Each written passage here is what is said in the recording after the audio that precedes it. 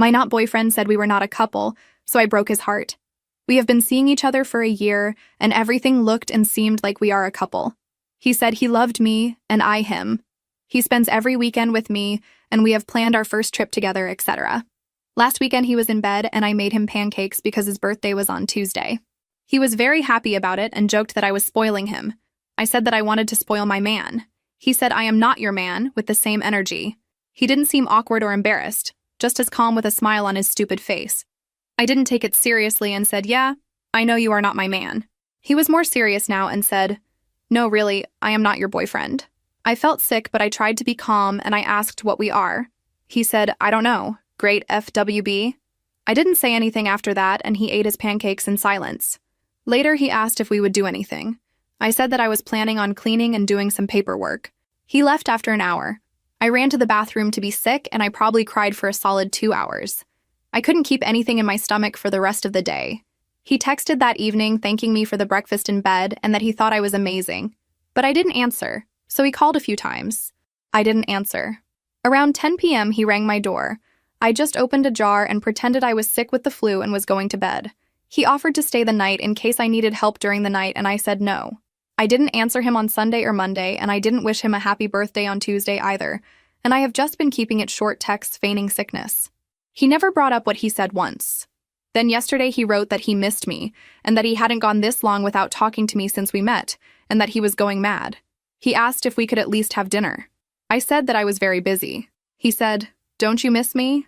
I said that I was very tired because I was out all night with a guy last night.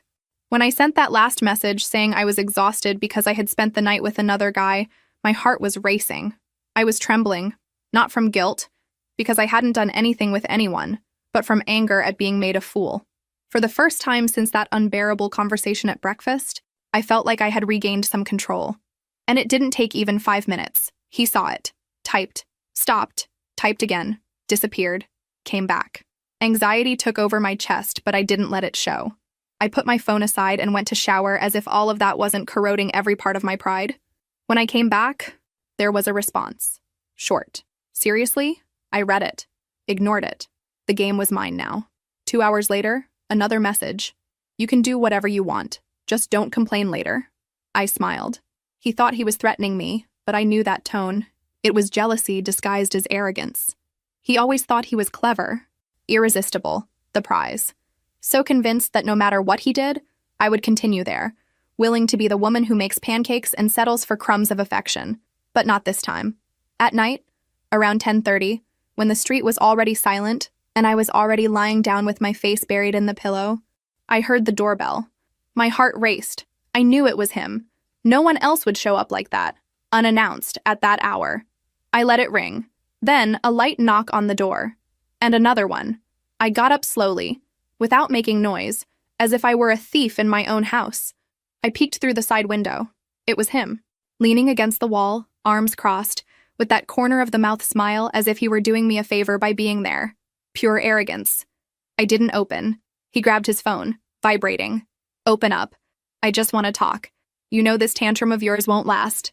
Tantrum. He thought I was having a tantrum. I replied, you said you weren't my boyfriend. I'm just enjoying my freedom. The response came in seconds. Freedom you never wanted. You'll get tired of this little theater quickly. Call me when it passes. I read that and laughed. Out loud. A dry, almost nervous laugh. He still believed I would run after him. That I would beg. That he was the prize. But that night, the one who got tired was me. Tired of begging for crumbs of dignity. Tired of being called friend with benefits after a year of sharing every weekend. Tired of preparing surprises for someone who didn't even consider me a partner? He knocked again. This time, harder. Are you going to keep pretending you're not home now? He shouted, low but firm. His voice choked with anger. You weren't like this, you know? What kind of guy did you go out with yesterday, huh? Was he good? Better than me? Silence. I didn't even expect that. He was actually jealous. The king of indifference, shaken. I almost felt vindicated there. But it still wasn't enough. I opened the window calmly and looked into his eyes. It's none of your business, I replied. You're not my boyfriend, remember? His look transformed. From arrogance came surprise. Then anger. You're not going to provoke me, ignore me, and still treat me like just anyone. Understand? But that's exactly what you did to me. For a year. He took a step back, breathed deeply, looked at the ground. Then, he stared at me again with a forced smile. You'll get tired. You'll realize that none of these guys will know you like I know you. You'll miss it. And when that happens, I'll be here. Don't be, I replied. And I closed the window. That night, he left. But I knew it wasn't over.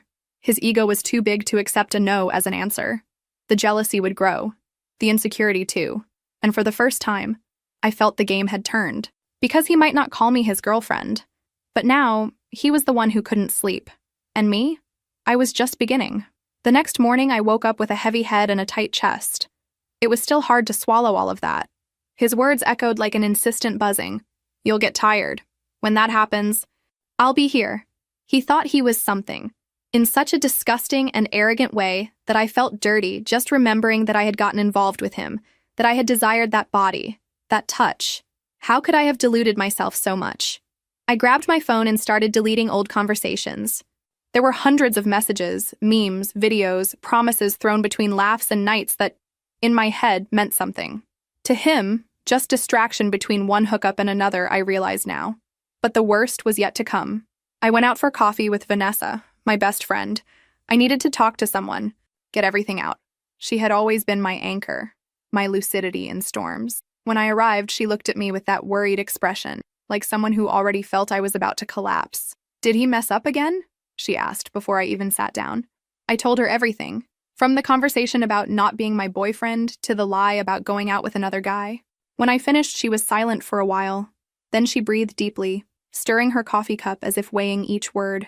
Girl, there's something I never wanted to tell you. I thought he would grow up, change, but now I see he never respected you. My stomach turned. What? Do you remember that time we went to the bar with the college crowd? A few months after you two started dating? I nodded, already feeling my blood freeze. So, he came to talk to me. He complimented me, kept making too much conversation. At the time, I thought it was just friendliness. But then, when you went to the bathroom, he approached and asked if I had ever thought about hooking up with both of you at the same time. I froze, literally. I stayed motionless. Heat rose through my face and my throat closed up. What? I told him to go fuck himself, of course. I said you were my best friend and that he was an idiot. He just laughed, said it was a joke, that the important thing was to enjoy life without labels. And that was it. But after that, I started noticing. He flirted with others too, always on the sidelines. I felt bad, but I didn't want to hurt you. I closed my eyes tightly. How did I not see? How was I so blind? The way he stayed glued to his phone when he was with me, the smiles he exchanged with strangers, the new friendships on Instagram every week. And you're sure that I started to ask, but the answer came before I even finished. Yes, he's already gone out with at least 2 girls from our class. One of them told me he said he had no commitment to anyone, that it was just fun. This while he was with you every weekend. A mixture of disgust, disappointment, and humiliation took over me. I felt like screaming, breaking something, disappearing. He made me pancakes and said he loved me with the same mouth that complimented my friends behind my back. And he still thought I would beg for him. He used me, deceived me, treated me like an option, like a safe base while he experimented with the world. While he collected bodies, kisses, and glances, I was there, giving myself, surrendering, thinking the love was reciprocal. But it wasn't love. It was convenience. It was ego. I spent the rest of the afternoon in silence. Vanessa tried to talk more, but I could only shake my head. The world around me seemed in slow motion. The laughter of other customers in the cafe irritated me. I wanted to get up and scream for everyone to hear. He didn't love me. He lied to me. He's a fraud. But I stayed quiet. On the way home, anger transformed into something even more powerful. Focus. I wasn't going to cry anymore. I wasn't going to hide anymore. He underestimated me. And now he was going to find out what it means to play with the wrong heart. I spent the night awake, sitting on the couch, going over everything. Every word, every attitude, every slip. I put together the puzzle, and in the end, I saw the clear portrait of a scoundrel. But this time, I wouldn't just be another piece. The revenge, the one that was being slowly drawn inside me, was almost ready. And when it was put into practice, he would taste the bitter flavor of being disposable, the same way he made me feel. The plan began to form that very night, between dry tears and lost gazes at the ceiling. But it wasn't driven just by pain. It was by truth. by the brutal clarity that came after the last disappointment. I didn't just want to disappear from his life. I wanted him to see, for him to feel, for him to live the same discomfort he planted in me during all those months when he pretended to be something he never was. And, ironically, the idea came when I thought of the only person who had already warned me about him, Lucas. Lucas was the complete opposite of that idiot. Polite, calm, always with a gentle sense of humor and an honest look. A guy who listened more than he spoke, who didn't need to show off or compete for attention. The first time we met was at a party when my almost boyfriend introduced me to him with that typical tone of possession, as if saying, "This is my girl. Don't try anything." Lucas smiled and greeted me with respect, but it was only when we met again, by chance, at an academic event weeks later, that we really talked. I remember his words perfectly from that night. "You seem too nice for someone like him. Just take care of yourself, okay?" At the time, I thought it was an exaggeration. I thought he was being too critical of his own friend. But now everything made sense. Lucas already knew who he was. He had already seen the rot up close. And now, he would be part of my healing. Not because I wanted to play with someone's feelings, but because, for the first time, I wanted to put myself as a priority. And yes, maybe a little revenge entered the package. I wanted him to see that there were better men, that there were people who knew how to love, and that the woman he dismissed was desired by someone with more character than he would ever have. I sent a direct message to Lucas. Something simple. "Hi, I know this might seem strange, but you're right about him, and I wanted to thank you for being honest. Do you have time this week? I wanted to talk." He replied half an hour later. "I do. Want to have coffee tomorrow?" The next day we met. I went with a tight heart, not knowing what to expect, but he received me with a light hug and a welcoming smile, the kind that calms even the loudest internal chaos. We talked for hours. I told him everything, without filter, without playing the victim, and he listened, without interrupting, without trying to minimize. When I finished, he breathed deeply. "I tried to warn you, but he's been my friend for years, and even so, he was always like this. Charming, impulsive, a womanizer. He never respected any girl. But with you, it was more cruel, because he knew you loved him." I stayed silent. He was right. I had loved, with all my strength. But now it's enough. I continued. He lost me. And I don't want to live in function of the pain anymore. I want to turn the page. And, if you allow me, I want to do this with someone who truly sees me. Lucas looked at me surprised but not shocked, as if he already expected that. At some point, this would happen. "You deserve more than he gave you, and more than he'll understand one day," he said. And yes, I'm here. It was the first time in weeks that I felt peace. But also, in some dark corner of my mind, I knew, when he finds out, and he will find out, he won't be able to stand it. Because nothing hurts a narcissist more than seeing his ex almost being happy with someone he considers inferior. But Lucas wasn't inferior. He was exactly what the other never was. Honest, transparent, present. And that would hurt much more than any silence of mine. Because now, I had a voice.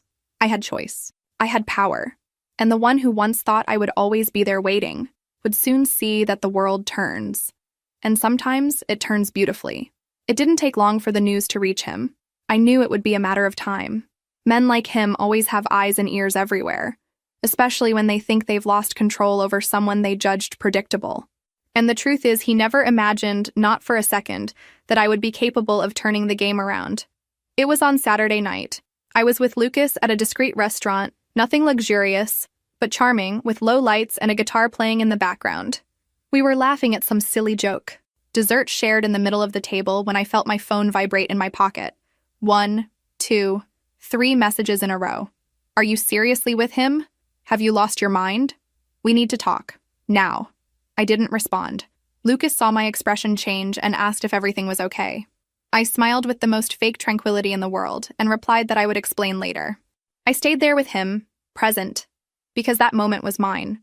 For the first time in a long time, I wanted to be selfish. Let him wait, feel, brood. It was the least. But the next day, he showed up. He didn't even bother to send a message first. He rang the doorbell forcefully, as if he had some right to demand. As if our story was paused and he now decided to press the play button. I opened the door. He was there, with a closed face, red eyes, and heavy breathing.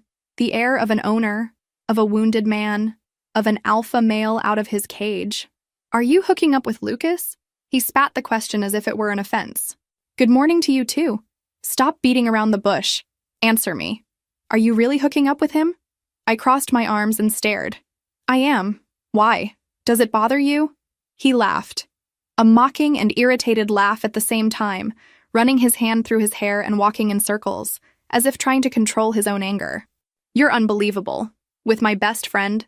Seriously? That's low even for you. Low? I repeated, feeling anger rise like a high tide. You're talking about low now?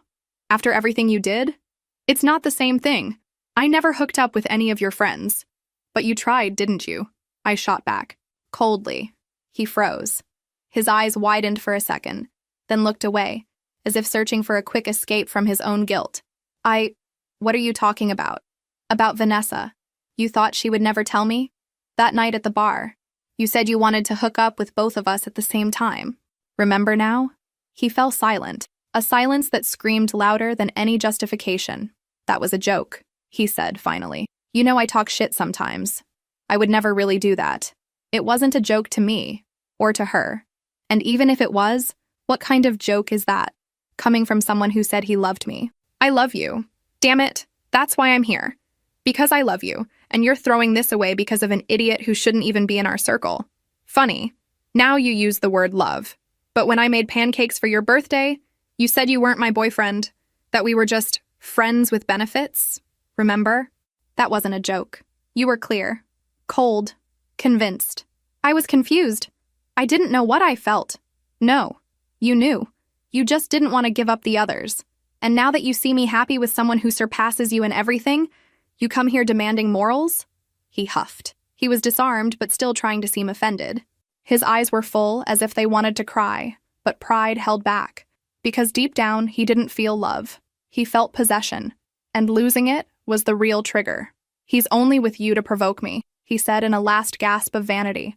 No. He's with me because he wanted to. Because he respects me.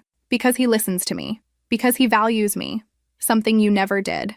He looked at me, as if he were seeing a stranger. As if, for the first time, he understood that I was no longer the woman who made pancakes smiling and waited for a crumb of affection. I was someone else. And this version, he didn't know, and wouldn't have the chance to know. Go away, I said firmly, and enjoy the walk to think about everything you lost. He hesitated. He looked around, as if looking for something that would make him stay. But there was nothing left. No excuse. No chance. No us. And I closed the door. Not just of the house, but of the story. The following Monday, while I was still processing everything that had happened with the not-boyfriend over the weekend, his unexpected visit, the shouting, the look of surprise when he discovered I knew everything, I received a message from Lucas. Hey, I wanted to take you away from routine this week. Want to have dinner with me again? Nothing fancy, I promise. Just me, you, and good pizza. I smiled. For the first time in days, I really smiled. The kind of smile that isn't a response to a provocation or a bitter victory. It was just lightness, peace, a genuine desire to be with someone without having to walk on eggshells or pretend to be less than I am. I replied with a simple, Wednesday night is all yours. And that was it. Simple, direct, true, like he always was with me. On Wednesday, I got ready more calmly. Nothing exaggerated. Jeans, a light blouse, and just mascara to bring life to my eyes. It wasn't about impressing. It was about feeling good. About going out with someone who made me laugh, who listened to me, who treated me like a priority, not like a pastime. He came to pick me up. He opened the car door with that somewhat shy, somewhat gentleman from the past century way, and greeted me with a sincere smile. I missed your laugh, he said as soon as I got in. And I missed someone who makes me laugh, I replied. We went to a small but charming pizzeria in downtown. A cozy place, old wooden tables, funny pictures on the walls, and a waiter who already seemed to know Lucas by name. The usual? The waiter asked with a smile. Today I have special company, so I wanted extra good, Lucas replied, looking at me with that calm and warm gaze. We talked about everything. Work, music, teenage embarrassments, old movies we love that no one else watches anymore. I laughed, caught myself playing with my hair, crossing and uncrossing my legs, as if my whole body was reacting to the lightness of the night. It was so different from the heavy conversations and tense silences I used to live. There, I was myself, whole, without fear. After the pizza, we walked down the street, unhurried, like people who don't want the night to end. He asked me if I was okay after what happened with his ex-friend, and I answered honestly, I'm not 100% yet, but I'm rebuilding myself, little by little. And you've been helping with that more than you imagine. He smiled, but this time it was a different smile, a little more serious, more loaded with feeling. I never wanted to interfere, never wanted to force anything. But since I met you, at that ridiculous party where he treated you like you were just another one, I knew he didn't deserve you. And do you think you deserve me? He stopped walking. He looked at me for a few seconds until he said, I don't know if I deserve you, but I admire you. I respect you. And I do want to really get to know you, not for what he painted you as, for who you are. My heart raced. I didn't expect that. Not so direct. Not so beautiful. Then get to know me, I replied, with a voice firmer than I thought I had. We stood there, in the middle of the sidewalk, looking at each other as if the world had given us a truce. And when he slowly approached, asking with his eyes if he could kiss me, I just closed my eyes and let it happen. It was a calm kiss, full of care, without rush, without ulterior motives. It was as if it said, I'm here, and I won't hurt you. And in that moment, I believed, because I deserve that. After so many games, so many lies, so many silences, I deserved a man who knew how to be light. And if by chance the other found out, if he writhed with rage, if he screamed, if he went crazy, that was his problem. The pain he caused me no longer imprisoned me. And now I had someone who looked at me like no one had ever looked before. Without fear, without doubt, as if I had finally chosen right. A few weeks after that kiss with Lucas, my life seemed to have found a new axis. It wasn't perfect. Nothing is. But for the first time in a long time, I woke up calm. Without waiting for messages that didn't come, without measuring words, without walking on eggshells. Lucas didn't make me play games. He was just there, present, real. And that, for someone like me who spent a year being treated like an option with exclusive packaging, was liberating. We started going out frequently. Movies, cafes, walks, nights at home cooking together. He knew my silences and didn't fill them with empty promises. He just listened to me, made me laugh, made me feel seen, and of course the other couldn't stand it. His ego wouldn't let him. In the third week, he showed up in front of the building where I lived. Without warning. He looked like someone who hadn't slept for days. Wrinkled clothes, red eyes. But even so, his pride was intact. Arrogance doesn't wash away with tears. You've become a slut. He spat as soon as he saw me coming down, without even saying good morning. The word hit my chest like a spark, but instead of igniting me inside, it froze me. For a second, just a second, I almost laughed. Sluts, in your head, are women who don't kneel when you snap your fingers, right? I replied, crossing my arms. Who don't make pancakes on your birthday after hearing they're not your girlfriend? He huffed, paced back and forth like a caged animal. You're with Lucas. Lucas? My best friend? Do you think that's right? Do you think that's dignified? What I think, I said, approaching, is that you were never my boyfriend, remember? You repeated that like a mantra. Friends with benefits. No labels. Just have fun. Well then. I freed myself from your label of nothing and found someone who wanted to be everything. He stared at me with anger. But it was anger at himself, and I knew it. And you know what the difference between you and him is? I continued. You desired me. He chose me. You used me to inflate your ego. He listens to me, respects me, values me. You left me crying whole nights. He makes me sleep smiling. He tried to laugh as if he were above it all. He's just using you to get to me. No, dear. He doesn't even talk about you. You're the past. A mistake I've already overcome. The one who's still obsessed here is you. He closed his face, fists clenched. But I wasn't afraid. You were never a man to me. You were a spoiled boy who collected women like trophies, and now you're freaking out because one of them decided to leave the shelf. Do you think he'll love you forever? He screamed without arguments. He'll get tired too. Everyone gets tired. Maybe so. Or not. But at least if it ends, it will be with dignity. With respect. Not with lies, betrayal, and cowardice. He fell silent, for the first time, without an answer. The mask of superiority slowly falling. Then I delivered the final blow. I was everything you said you wanted. Faithful, present, caring, dedicated. But you were so busy trying to seem free that you lost someone who just wanted to love you. And the worst part, you didn't lose to a stranger, but to someone who saw your trash and still decided to see me. He lowered his gaze, swallowed hard, and turned his back. He left without saying anything else. And there, I knew, not only that I was free from him, but that, this time, he was the one who would sleep with his stomach churning, that he was the one who would check his phone and not see my name, that he was the one who would remember my touch, my laugh, my care, and know he would never have any of that again. Vanessa, my best friend, never wanted to know about him again. She distanced herself from everyone in common who still insisted on saying that he just didn't know how to love. She said that those who don't know how to love, learn. Only those who don't want to, don't learn. And he, clearly, never wanted to. Lucas, on the other hand, stayed by my side. Not as a consolation prize, but as someone who saw my cracks and decided not to run away. He made me remember that love isn't noise, drama, or uncertainty. It's presence. It's peace. And as for me, I didn't become cold or bitter, but I stopped accepting the minimum disguised as everything. I learned that whoever doesn't claim you doesn't deserve you. Whoever diminishes you when you give yourself isn't a man. He's just a boy playing at having a woman.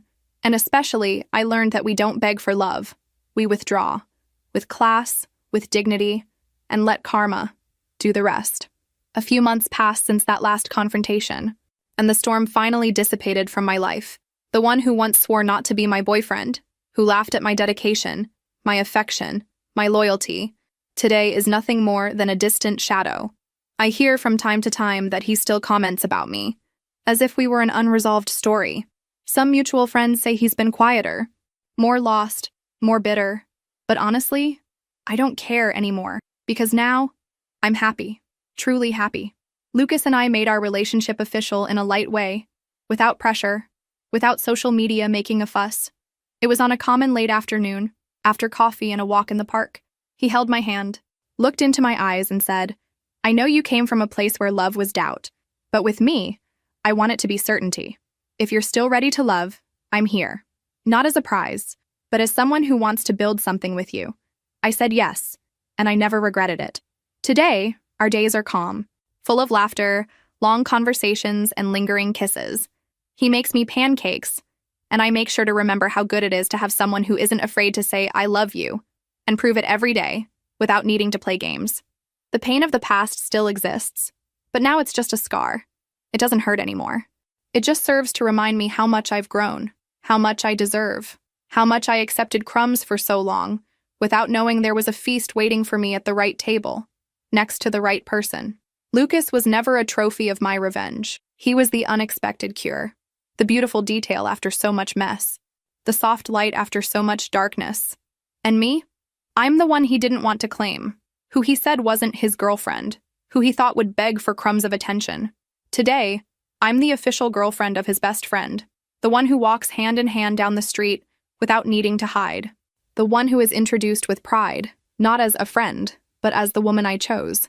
And if there's one thing I learned from all this, it's that whoever doesn't claim you doesn't deserve you. Whoever underestimates you loses you. And whoever knows what they have in their hands takes care of it. Loves it, stays,